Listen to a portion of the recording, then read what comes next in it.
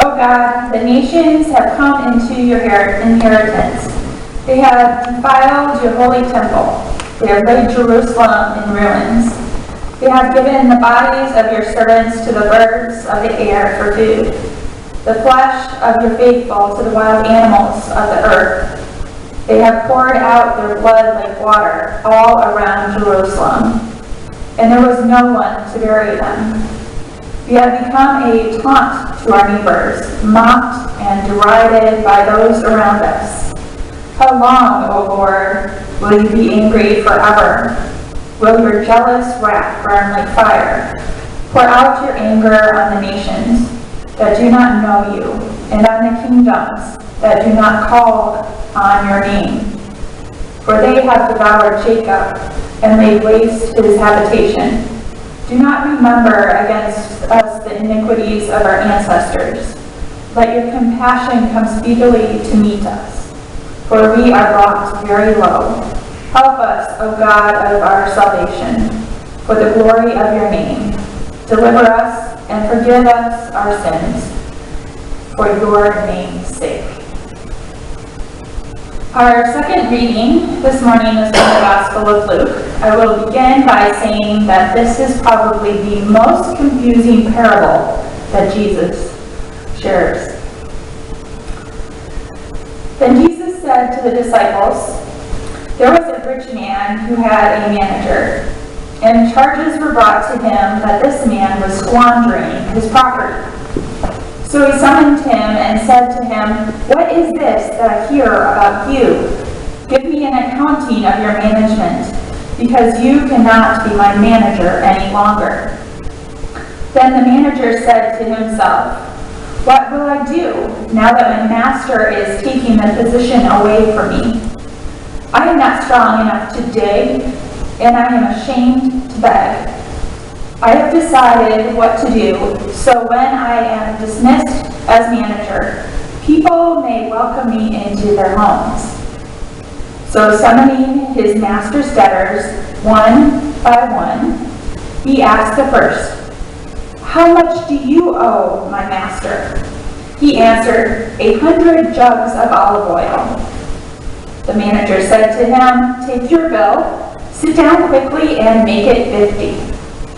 Then he asked another, 'How much do you owe?' He replied, 100 containers of wheat.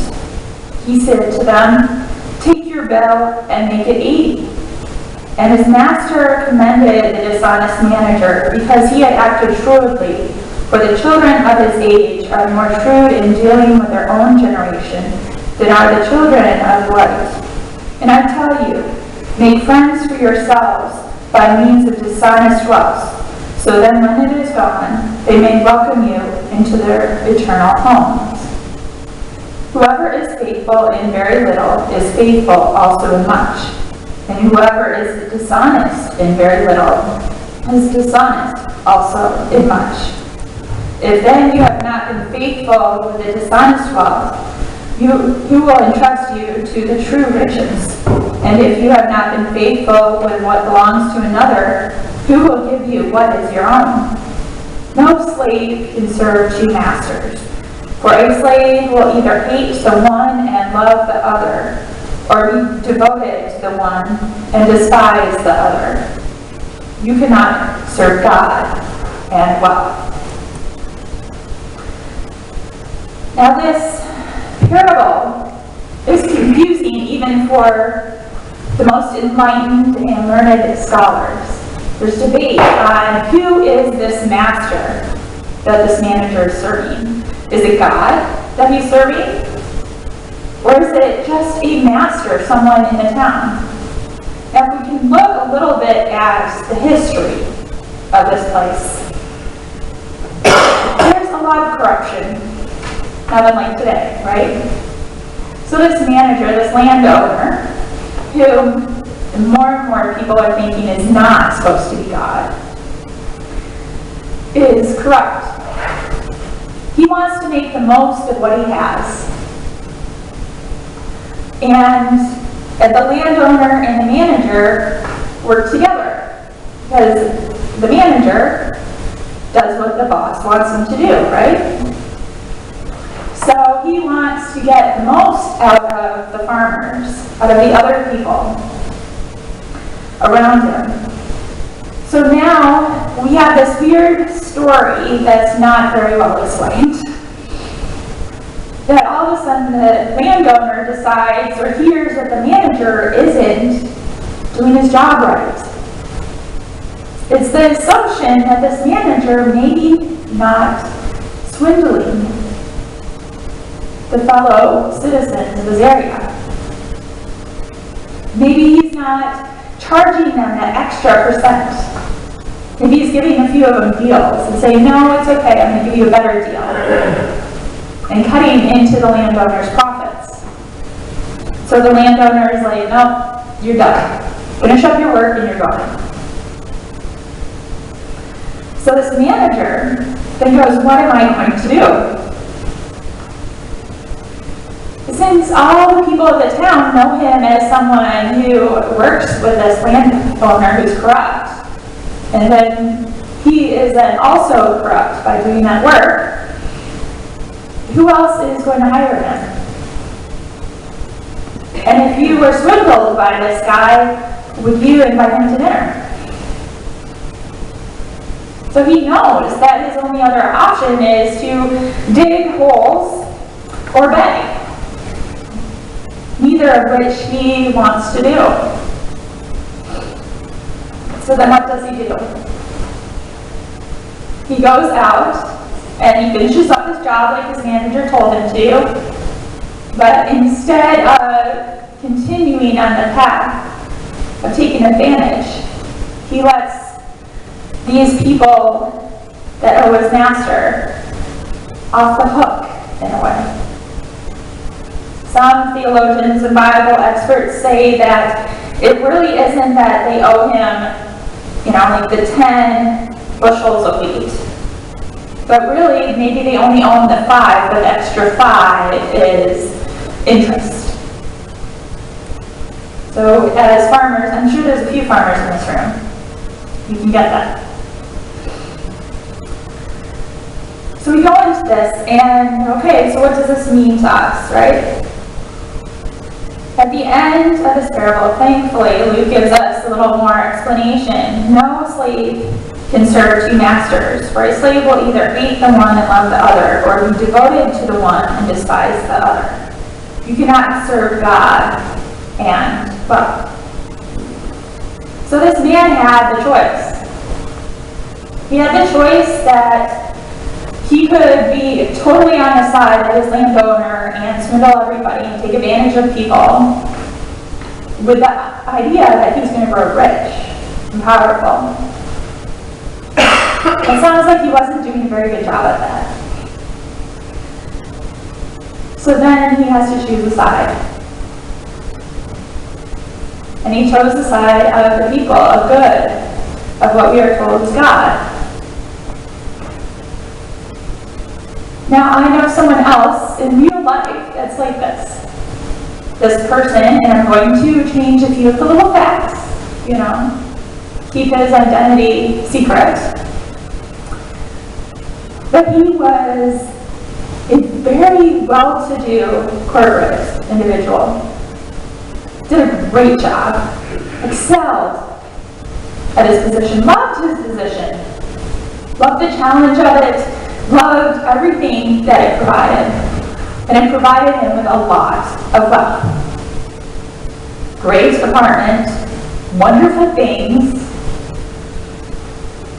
Something that I'm sure could be in a magazine or, wonderful place to host parties. And impress your friends and strangers. And then one day he realized that there were some things missing in his apartment. The only other person who could have had access was his housekeeper. So he confronted the housekeeper, and it came to be that she told him that, yes, I took that because you haven't used it. And we needed food for our table. And by the way, not only did I take that, but I took this, and this, and this, and this, and this. All these things that he did not even know were missing. He had so much that he felt entitled to because he worked hard and he earned the money. But then at the same time, there in his face stood this woman he trusted, who had, or felt like no alternative to steal from him, but also looked at the situation going, he never uses this stuff when he could feed my friends.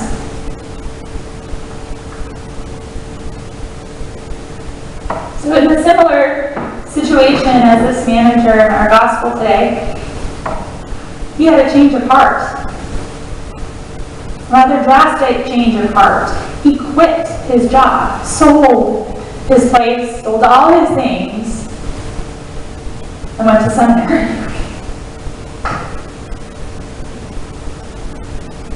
And now I can tell you, he is not living in a mansion. He does not have what you would consider a secure future financially. But he's happy. And he's living out the life God wanted him to live out. Because just as he was good at that other job, he is even more so at his new one, serving God. So he had to shift lanes.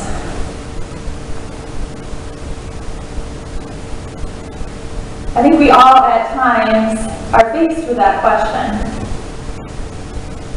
Are we going to continue down our happy road, our comfortable life?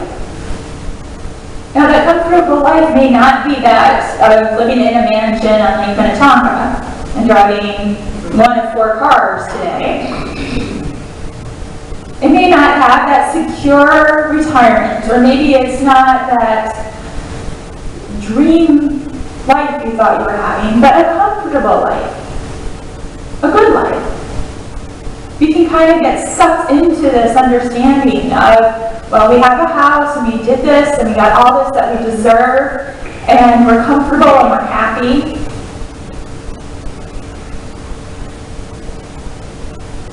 But then we can look around and see, oh, wait a second. Maybe being comfortable and not doing everything that God wants me to do. Now, I don't think any of you need to confess a sin that you were stealing from your neighbor. But I also wonder, on the other side, what else could we be doing for our neighbor that we're not doing? Now, becoming a pastor is not something I advise right now. And even for me and my own story, like, I could have done something else. I was even telling a ministerial colleague this week that it would be so much easier just to be a regular mom. To maybe have some job in an office, get my kids to their hockey and karate and piano lessons, to be ready to make dinner and have coffee with my friends on a regular basis, who I haven't seen in like 3 months. You know, all those, just having a regular life and being comfortable. Still doing the PTO thing, still doing the church thing, still doing all that stuff.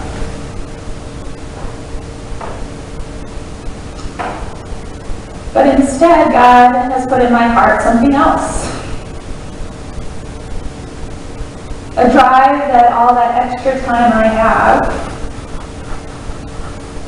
is to work for Him. Now this manager, this pastor I told you about, and myself, it's not easy to shift lanes. It's not easy to embrace maybe where you already are. Maybe you've already shifted lanes. Maybe you've already made that choice and decided, I'm not going to live this easy, comfortable life, but rather I'm going to embrace the messiness of this world and get involved and follow Christ.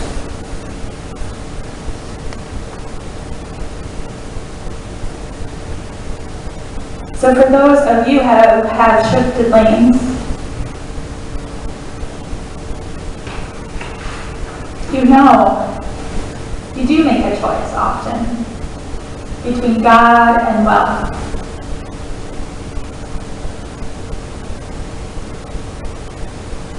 But that wealth, what does that bring you?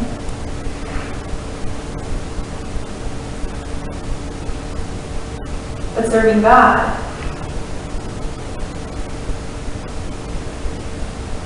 May it be bringing people to Christ, or feeding the hungry, or giving a hug to someone who is crying, or being there for a friend, or all those different things that you could instead be out shopping, or watching TV,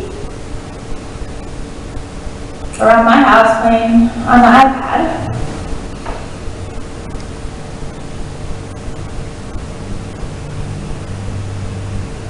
Instead, you're giving that time,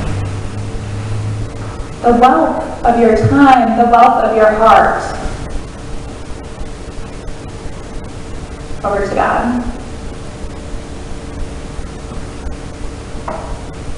It's not an easy thing to do, but it's something we're called to do.